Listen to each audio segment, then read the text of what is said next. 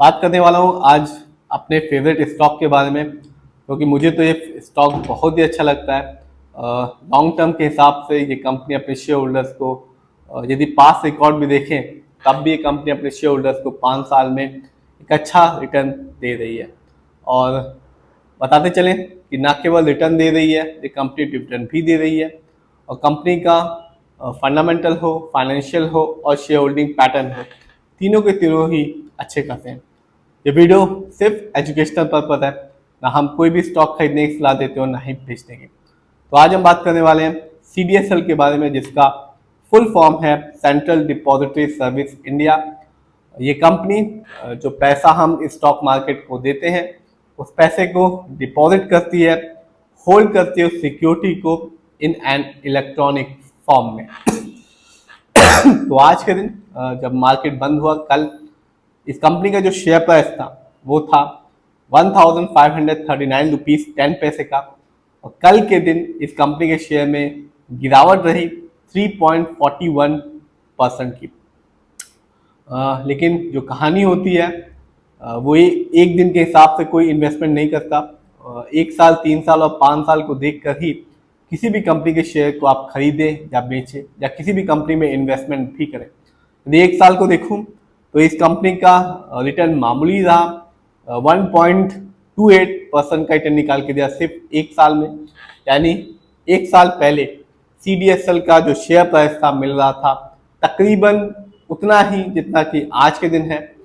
1572 rupees का share price था 1 साल पहले, जबकि आज के दिन है 1539 रुपीज़ 10 पैसे का। तो 1 साल में कुछ ज़्यादा फर्क नहीं आया इस कंपनी के शेयर प्राइस में, उतना ही है जितना कि 1 साल पहले था। लेकिन जो कहानी है 5 साल में बदल गई। इस कंपनी ने अपने शेयर होल्डर्स को ये साबित करके बताया कि कंपनी 5 साल में एक अच्छा रिटर्न दे सकती है, और ऐसा कंपनी ने किया भी। CDSL ने 5 साल में अपने शेयर होल्डर्स को 563% का रिटर्न निकाल के दिया। यानी 2020 में इस कंपनी का शेयर प्राइस मिल रहा था 237 रुपीज़ का, जो 5 साल में बढ़कर हो चुका है 1539 रुपीज़ 10 पैसे का। तो आप देख सकते हैं, मैंने पहले भी बताया कि कंपनी ने लॉन्ग टर्म में स्पेशली 5 साल में अपने शेयर होल्डर्स को एक अच्छा रिटर्न दिया है और दे भी रही है। स्टॉक के परफॉर्मेंस को देखें तो हाईएस्ट शेयर प्राइस गया 1 साल में 1989 रुपीज़ 80 पैसे का, जबकि लो शेयर प्राइस आया 1047 रुपीज़ 40 पैसे का। इवेंट्स की बात करते हैं तो कंपनी ने इस साल 7 अगस्त 2025 को अपने शेयर होल्डर्स को डिविडेंड दिया, हर एक शेयर के बदले में 12 रुपीज़ 50 पैसे का। डिविडेंड तभी बेनिफिट करता है, तभी डिविडेंड का अमाउंट देखने को मिलता है जब आपके पास किसी भी कंपनी की शेयर की एक अच्छी क्वांटिटी होती है, 10,000, 20,000, 30,000, तभी डिविडेंड का अमाउंट आपको बेनिफिट करेगा। 200, 400, 500 शेयर में डिविडेंड का अमाउंट बिल्कुल भी नहीं पता चलता और उससे कोई बेनिफिट भी नहीं होता। फंडामेंटल्स की बात करें तो मार्केट कैप 32,167 करोड़ है। लार्ज कैप की कंपनी है और लार्ज कैप की कंपनी का मार्केट कैप होता है 20,000 करोड़ से ऊपर का। पीवी रेशियो 18.46 है। शेयर मार्केट में एक अच्छी कंपनी का पीवी रेशियो कहलाता है 1 या तो बिलो 3। इंडस्ट्री पी 59.24 है, अच्छा खासा है, क्योंकि शेयर मार्केट में एक अच्छा इंडस्ट्री पी होता है 20 से लेकर 25 के बीच में। इंडस्ट्री पी से ये साफ पता चलता है कंपनी का स्टॉक मार्केट में क्या अंडर वैल्यूड है या ओवर वैल्यूड है। डेब्ट टू इक्विटी नहीं है, यानी कि इस कंपनी पर लोन कर्ज नहीं है, जो कि एक अच्छी बात है कंपनी के लिए भी और शेयर होल्डर दोनों के लिए। आरओई बहुत ही अच्छा है, कह सकते हैं 27.14% का है।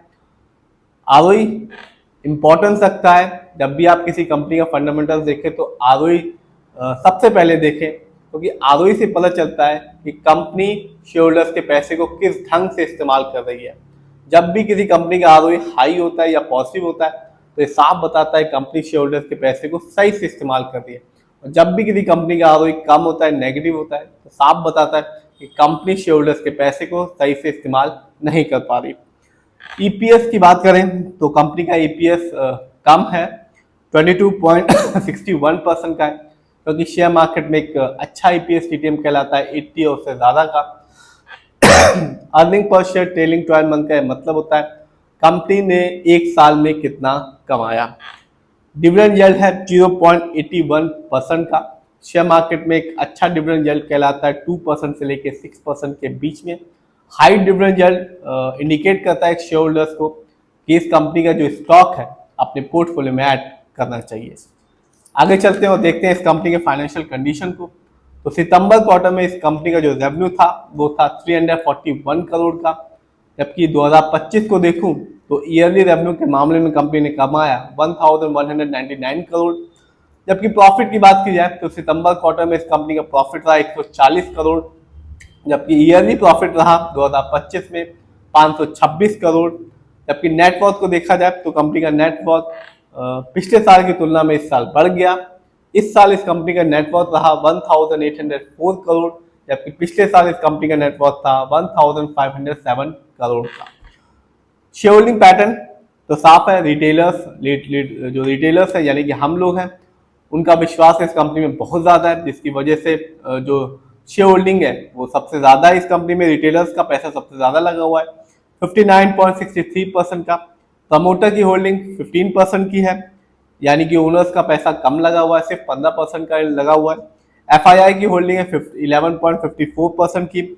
ओडीआई अदर डोमेस्टिक इंस्टीट्यूशन का पैसा लगा हुआ है 7.60% का, जबकि म्यूचुअल फंड का पैसा लगा हुआ है 6.22% का। तो आपने भी देखा कि मैंने ऐसे ही नहीं कहा कि लॉन्ग टर्म शेयर ये हमेशा रहता है, लॉन्ग टर्म में ये कंपनी रिटर्न देती है अच्छा खासा, और 5 साल में आपने भी देखा कि कंपनी ने 563% का एक अच्छा खासा रिटर्न निकाल के दिया 5 साल में, और हर साल डिविडेंड तो दे ही रही है।